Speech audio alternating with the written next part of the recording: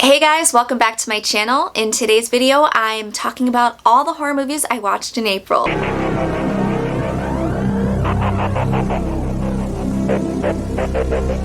gonna pull up my Letterboxd because that's how I keep track of everything. And if you want to follow me on Letterboxd, my links are down below. I watched 8 movies, which it might not seem like a lot, but that's as good as I can do. Like, I like to save my movie watching for the weekend because I can really just fully relax. The first movie I watched this month was The Haunting of Julia, which is on Shudder.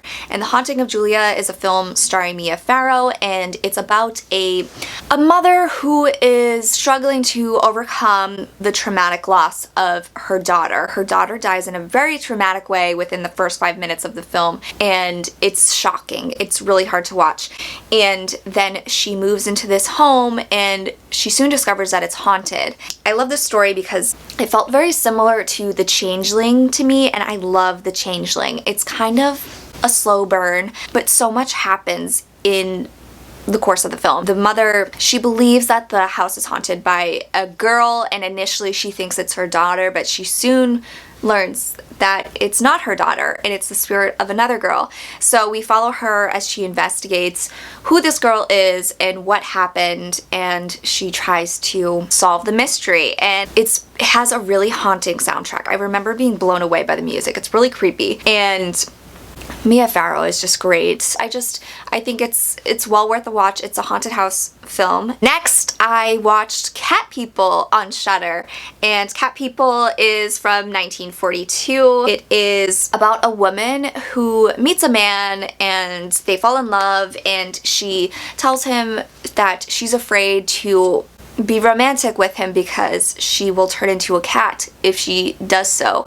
And this guy he loves her so much that he's willing to put up with it until she's ready. But the thing is, she's never going to be ready because she's serious about this thing where she's going to become a cat. And there are so many creepy moments. What they were able to accomplish with this film by manipulating lighting and using sound to create this really creepy atmosphere and creepy monsters, cats. I just loved it. There's a particular scene where one of the characters is walking down the sidewalk and she thinks she's being followed, and it's just so eerie and so well done. And that moment really stuck with me. And there's another moment where she's in a swimming pool and she can hear the sounds of the cat coming for her, and it's just it's haunting. The story, even though it deals with a woman who she has an affliction of turning into a cat when she has sex, it's very relatable. Her journey is very relatable to me. Her story is very relatable to me because everybody thinks she's crazy and they just question her and they don't really believe her, and it's almost like she doesn't really have anyone to turn to. I feel like we've all had to experience that, especially as women. We get questioned a lot about things like, are you a true horror fan? But yeah, I liked following her journey, and it's just a really well done film, I think. And the main character's story is tragic, and it also feels very real. So I highly recommend that. It's on Shudder. Next, I watched Violation on Shudder. The 2020 rape revenge horror, and whoa, let me tell you, I went into this movie not knowing I was gonna see a full male erect penis, but I got one, and it was just as ugly as male penises are in real life, okay? Nobody likes penises, really? Do you? Do you really? Because I didn't like this one. I did not like this one, especially in the context of how I was seeing it, okay? I didn't like it. No thank you. This movie gave me anxiety. Like, I had so much pressure on my chest. This trigger warnings, beware. This movie is dark. It's about rape and revenge. Like, it's a story about a woman who she and her husband are staying with her sister and her sister's husband for like a weekend or something, and one night while they're camping, something happens. Basically, someone is violated. It's somebody close to this person. their trust is violated, their body is violated, and then that person gets revenge. It's dark, and it's very, there's a lot of gratuitous nudity and sex and stuff, and scenes involving sexual content are not fun. They are not sexy. They are very uncomfortable, awkward, and I felt so uncomfortable because one of the people in that scene is a rapist, and the other person is a person who was raped. And the way that her rapist acts towards her, like she wanted it. She wanted the rape, and it's just so uncomfortable. I'm getting hot thinking about it. Like, it made me so uncomfortable. I had to take a break after. Yeah, it is not an easy watch. I don't know if I liked it. I would never watch it again because it's just too hard for me. I don't like shit like that. I'm sorry. I should have looked into it more because I just went into this blindly. This is not a movie you want to go into blindly. Let me tell you that, okay? Be careful. Be careful because there's erect penises and some body chopping. I did like the body chopping up parts. It's surprisingly gruesome. I don't know if I was making sense, but that's what that movie did to me. It just made me fucking mess. Yeah, it's too real for me. Next, I watched The Power on Shudder. So this is a 2021 horror movie about a young nurse who is working in 1974 Britain during a time when electrical blackouts are happening across the country. So this new nurse it's her first night at this hospital, and she has to work the night shift when the power goes out. And unfortunately for her, this hospital is haunted. So, you know, haunted shit happens. And I loved the first half of this because I loved the main character. She's just very approachable, and you just want to hold her. She's just so precious.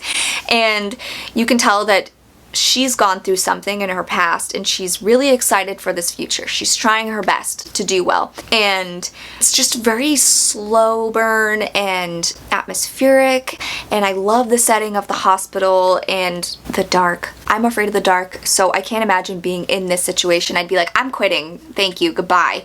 I can't do this. But she doesn't quit, and she has the night of her life. And it kind of goes off the rails for me in the second half towards the end, but I love the overall message of the film, which I don't want to say too much to spoil it, even though I fucking spoil everything. I'm sorry.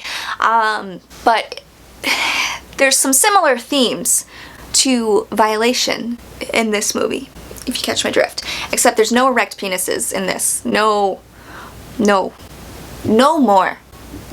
No more. Thank you. I don't want any more of that. But yeah, I do recommend this one. It was an enjoyable watch for me. It's a little long, and it's an atmospheric, eerie ghost story with a powerful message. Oh, get it? The Power. Wow. Next, I watched Shock from 1977. So this is a Mario Bava film. I have never watched Mario Bava before, so this was my first one, and I really fucking loved it. Shock follows a couple who is terrorized in their house, which is haunted by the vengeful ghost of the woman's dead husband, and he haunts her by possessing her son. What a fucking dick.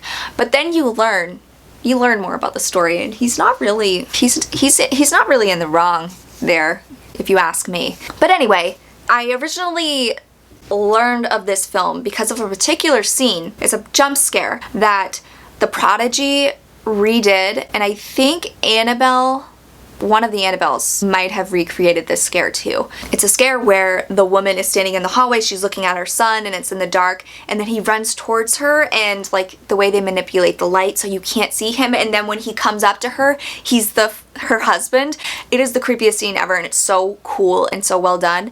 Loved it. The movie, the lead actress is a little overly dramatic, but I mean, what are you gonna do if you're being fucking attacked in your house? It's another haunted house story, this one with a twist, and I highly recommend it. Next, I watched Tower of Terror from 1997, starring Steve Guttenberg and Kirsten Dunst. This movie is iconic, okay? Tower of Terror follows a disgraced reporter who investigates an abandoned luxury hotel where 5 people mysteriously disappeared 60 years earlier. I have been looking everywhere for this movie. It's not streaming anywhere, and I don't own it, but I probably should. And somebody uploaded it on YouTube, and thank that person. You're doing the Lord's work, because I really needed it that day when I watched it. Oh, it just brought so much nostalgia back to me. I just think it's such a good Disney movie from 1997. It's perfect. I just love Steve Guttenberg, and I love seeing him as the lovable, goofy uncle that Kirsten Dunst loves. And I love that it was kind of revolving around a mystery that they have to solve to save and help the ghosts in the Tower of Terror. And I just thought it was a really well done story. I highly recommend it. I think it's fun and it's iconic, okay? Don't you tell me otherwise. Next, I watched Mother's Day from 1980. So this was on Joe Bob's Last Drive-In. It was the first film that was shown, and I had never seen this film before, so this was a first time watch for me. In Mother's Day, 3 girls discover that 2 men are willing to do anything to impress mother, and what impresses mother is watching her sons commit acts of rape and murder. Gotta love it. Gotta love it. I'm sensing a theme here, and I don't like it. I don't like it one bit. But you know what? I did enjoy Mother's Day. I thought it's like 30 minutes before anything really happens, and it's that slow build up of you getting to know the characters, and it follows 3 female friends who I loved. I thought their friendship was really cool and it felt real, and I didn't want to see them get harmed. And unfortunately, they get put in a pretty deadly, tragic situation, and this family is fucked. This family that family that rapes together stays together, I guess? I don't know. It's so fucking weird. There's a rape scene that happens, and once they have that rape scene, I was just a little, I was like, oh, I don't like this. But I like everything else that happened because the two bad guys, they're pretty interesting characters, and I love that the female characters are not just like pushovers. They're badass, and I love watching them interact with the 2 bad guys and the way the film unfolds. It's classic. I highly recommend it, but go into it with some caution if you are sensitive to rape and murder, because this film has a lot of that. And lastly, I watched The Empty Man from 2020. After a group of teens from a small Midwestern town begin to mysteriously disappear, the locals believe it is the work of an urban legend known as the Empty Man. As a retired cop investigates and struggles to make sense of the stories, he discovers a horrific secret that puts his life and the lives of those close to him in grave danger. This was a nice hidden gem. I mean, it's not so hidden because I feel like a lot of people in the horror community are talking about it and praising it, and for good reason. It's good. The director, I believe this was his first directorial debut. I think this was his directorial debut, and he has worked alongside David Fincher. The film feels very Fincher-esque. Is that the right word? I don't know.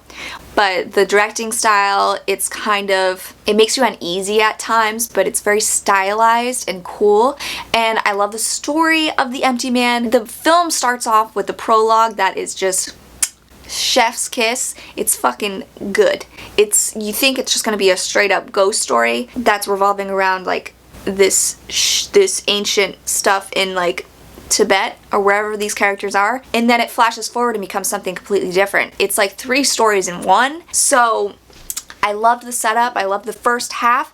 It's 2 hours long, and I think it's a little too long because the second half it kind of loses me, and it gets me it feels a little convoluted to me, and there's cults involved, and there's a really creepy scene with a cult. The protagonist, he stumbles upon the cult in the woods, and they notice him and they start chasing him, and it is so creepy. It's so well done. I thought this was an enjoyable watch. It was really good and I highly recommend it. It's on Amazon right now and I don't think you'll be disappointed with this one. And there you have it. That's everything I watched in April. Did you watch any of the movies I talked about? Please let me know your thoughts down below. Connect with me on social so we can become spooky besties and talk about spooky shit. And I'll catch you next time, guys. Thanks for watching.